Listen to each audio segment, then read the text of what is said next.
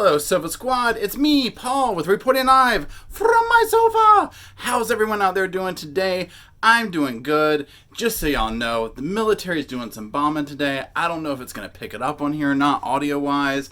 I can hear it, and the cameras are shaking, so I apologize if it comes through here. Also, Matt's outside mowing grass, and I told him to go to another part of the park, but he might be close by, so we're going to hope we can make it through that. Anyways, don't forget, down in the description, I've got links to all the social media, other YouTube channels, the podcast, and if you are listening on Apple, don't forget to drop us a review down there. Let us know what you want to hear. And also, we have a brand new Facebook group. We're going to be doing lots of stuff in there, so don't forget to sign up for that. It's on Facebook. I hope to see you there. Now, y'all, we are going to be talking about the Jodi Arias hearing that went on for her appeal. I was so interested to hear this, and I almost missed it, y'all. I almost missed it, but I caught it, and so you know I've got a few things to say. So without further ado, let's review.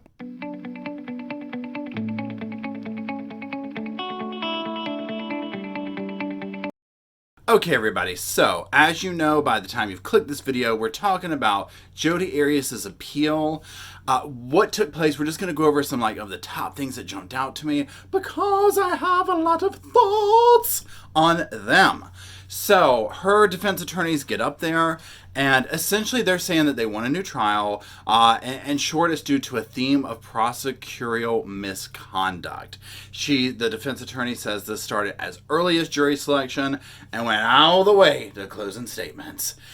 So, yeah, we can basically sum up this whole trial, this whole hearing, with an experience I had at Walmart. I'll be very quick. So, I went to Walmart one time. I don't remember what the product was, y'all, but I had to ask one of the workers there, one of the retail people, where is this? So we're just going to say, and it was a common item, y'all. I don't know why I couldn't find it, but we're going to call it bread because it was literally something. I almost think it was bread.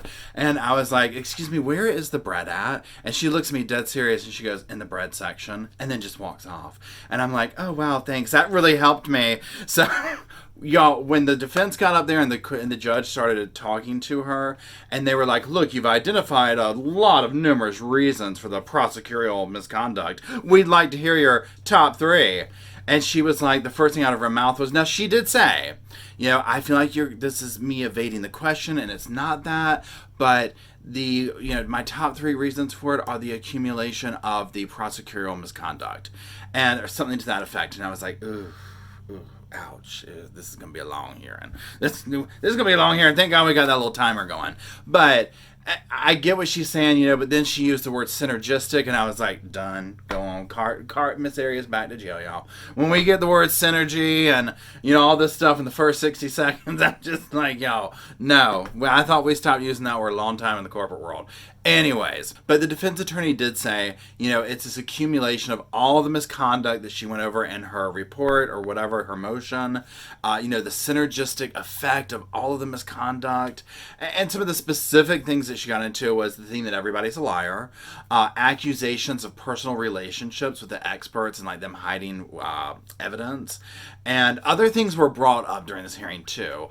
She cited structural error and, which undermined the reliability of the entire trial. The due process was violated, so on and so forth. Now, the judge wants to know, one of the judges wants to know, look, what is your definition of the theme that you're saying was used throughout this? So the defense attorney says that the state was using a theme basically painting the defense team and everyone involved with them to be liars, and that no one should be trusted except for the state. Now, my first thought on that is, without even scratching beneath the surface of what actually took place in the trial, is the way it is being explained, because I'm like, well, isn't that what both sides do?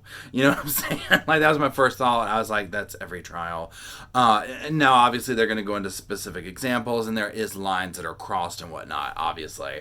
But I just found that interesting. Now, the defense claims that Martinez, who was the prosecutor in Arias' trial, utilized questions that made the experts who testified for her seem as though they had feelings for Arias and that they were hiding information and there was these personal relationships going on.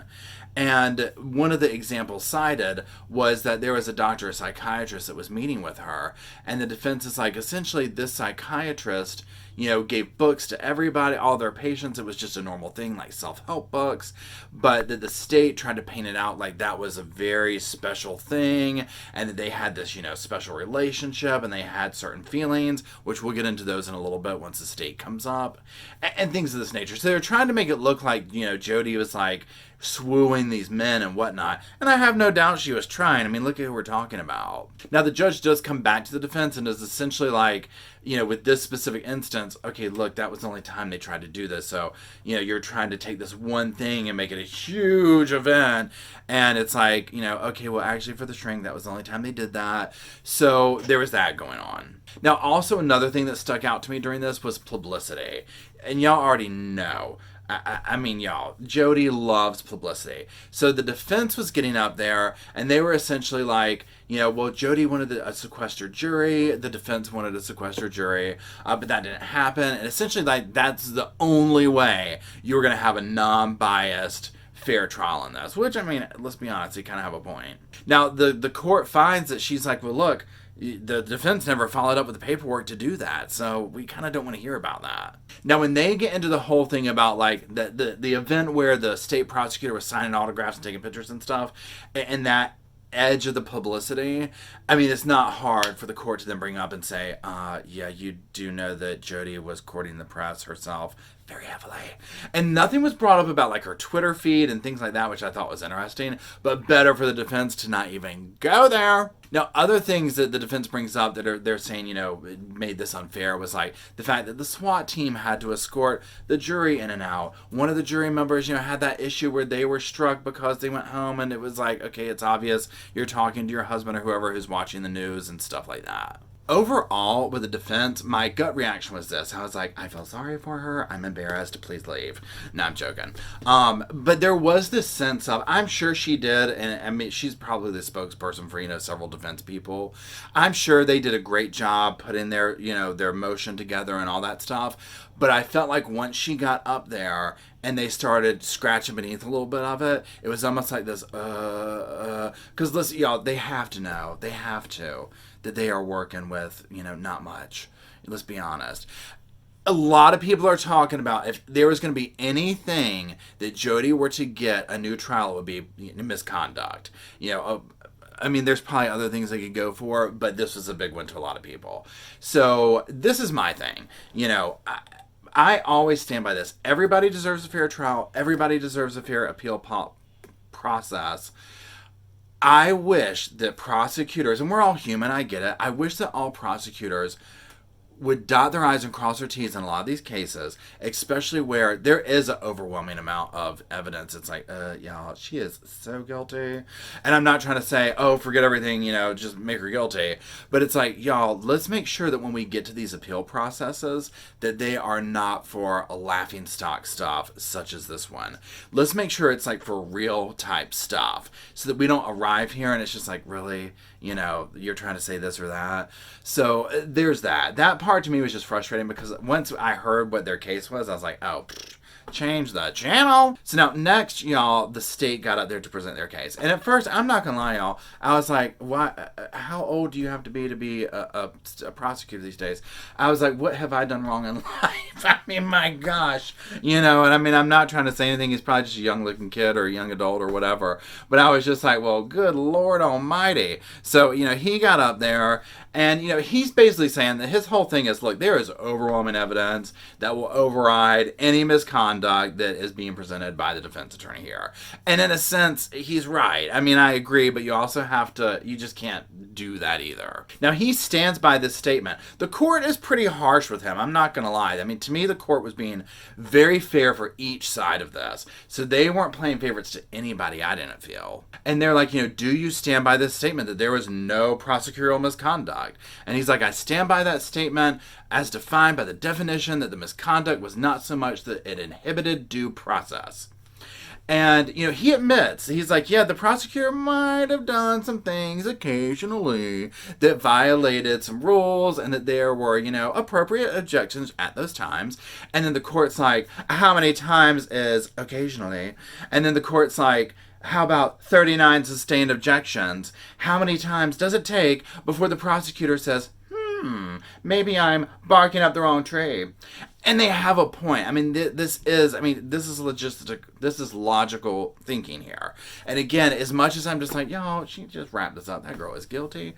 I mean, honestly, y'all, it's like, this is where I'm like, don't do this stuff to where we have to be in court years later wasting everyone's time and tax money going over the stuff. You know what I'm saying? Like, I always refer back to the staircase and that whole blood evidence. And, I'm just like, y'all, because of that, I mean, this was basically, I'm not going to say it was a slam dunk case because even now we're just like, we don't know if the owl did it. We don't know if she fell on the stairs. All we know is that everyone seems to think that Michael Peterson did it. And, I mean, it's very coincidental. But because of that blood evidence, he's free. And I'm kind of like, y'all didn't have to really lie. They were probably going to convict him. You know what I'm saying? They were going to convict that. There was so much evidence, they were going to convict him anyways. Anyways, I digress. Let's get back to Arias. So now they move on to the publicity aspect. And the court's essentially like, so what do we do if a prosecutor is, on stage and loving the publicity rather than doing their job and getting to truth and justice? They're presenting these kind of rhetorical but specific to this case questions to the state. And he's like, well, they can do sustained objections. And then he's like, or do like the appellate court in other cases and confirm the conviction, but send the prosecutor to bar proceedings if appropriate. Now, the court does bring up a statement that was said at the bench by the state, and it was something to this effect of, she's like, they insulted Miss Willimont by talking about, if he was married to her type thing. And she's like, this was a completely inappropriate basis to object, to discuss. It calls into account her gender, which was wrong, used a curse word, which normally can get you kicked out of court to begin with. She's like, how do you defend that? And, so she's asking really good questions to the state. And the state's like, I don't defend that behavior, but the jury didn't hear it. So, it didn't affect them. And he stands by, you don't punish prosecutors by overturning convictions. And you know what? He's got a point there, because at the end of the day, and this is where I feel in the judicial system, it's like, now obviously if the person is guilty and like some major shady stuff has been going on, well, yeah, we can overturn convictions. But in situations like this where they're essentially trying to say, look, it's obvious she did, the guilt is just, it's overwhelming, she did it. We're not trying to say that this prosecutor didn't do this, that, or the other. We get it. But you can't overturn this just because you want to get at him. So these cases like this where it's like, look, you add 1 and 1 and you get 2. Don't sit here and punish the messenger because they messed up. But we also need accountability. It's just like we have to have that. And that's one thing we don't see a lot of. So it's like if the prosecutor really did mess up, well, then they need to be held accountable to that. But yeah, do I think that Jodi Arias needs to be out on Tinder? Absolutely not. Again, the example was brought up by the court for the state prosecutor there. And they're essentially like, look, we want to hear from you. How was the prosecutor Martinez not inferring that the shrink, the psychiatrist, had a relationship with a client? And, the state's like, look, when he used the word feelings, I read into that not to mean romantic, but rather like compassion. Now, the court says that we read that completely different than you. We read that like he was just tinkering and lingering around the word usage and insinuation that the psychiatrist wanted to have sex with her. And the state continually disagrees with that. I don't agree with that. I respectfully decline it. We read this differently. And the court starts to get a little bit frustrated and is literally like, point blank, I'm going to nail you down to this. Do you think the prosecutor did things that were wrong? Yes or no? And he's like, yes, at times, but not as many as the defense claims, and they didn't prejudice the jury. And so literally they go back and forth with this. I mean, honestly, if you were to ask me who the appellate court was more like turned up with, it was the state. I felt like the defense was so scared they probably were being nicer with her. Whereas the state, he was very just methodical, like very monotone. This is the thing, I presented this information, here we go. And so they just were coming at him a little bit harder. But they do nail him down to admitting, yeah, the guy did stuff that wasn't right. It was wrong. And so that's a key issue here. Do I personally think they're going to come back and say, well, that overrides the overwhelming evidence? No. But I think also they're wanting to prove a point to say, look, you can't just let this go by. We have to make note of this. Now, they also talk about the publicity aspect. They're talking about the death threats that came in for the defense and all this stuff. And, what do we do to avoid this happening? And he kind of just always goes back to, and I get it, because it's almost like, well, how do you can't undermine the entire court process, and you also can't control what's taking place outside of the courtroom. And it brings up a good conversation in this day and age with Twitter, Facebook, YouTube, all this stuff. Because now we can sit here and do stuff like this where I can sit here and talk to y'all about this, and we can watch it and come on here. People can go to a trial and be live tweeting and all this stuff. So it's almost like we are even more a part of the courtroom now. And how do you avoid running into this stuff but still maintaining a fair and impartial trial by, with, media and stuff like that. So we're probably going to do a couple of videos on that one. So, that's it. This video is getting long. But overall, I just found it to be, kind of like, really? Nothing was presented that I thought was major. Now, I will say this. When I saw the Jodi Arias case happen, I did not follow it start to finish. This was before I was doing the YouTube thing, obviously. This is way before that. So, it was like the OJ thing. You couldn't look away from it, but I didn't go start to finish from it. Well, I am super invested in this now. I've been looking at stuff. So I'm going to go rewatch the trial. So we're going to be revisiting this here at the Sofa Squad and doing some videos on it. Probably a book club book on it for the Patreon site. We'll get to that later or whatever, but we're going to be revisiting the Arias trial, especially since this is going on in light of this.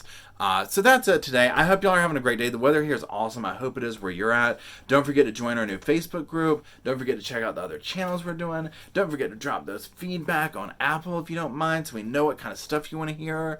And don't forget to smile and have a great day. I will see you soon.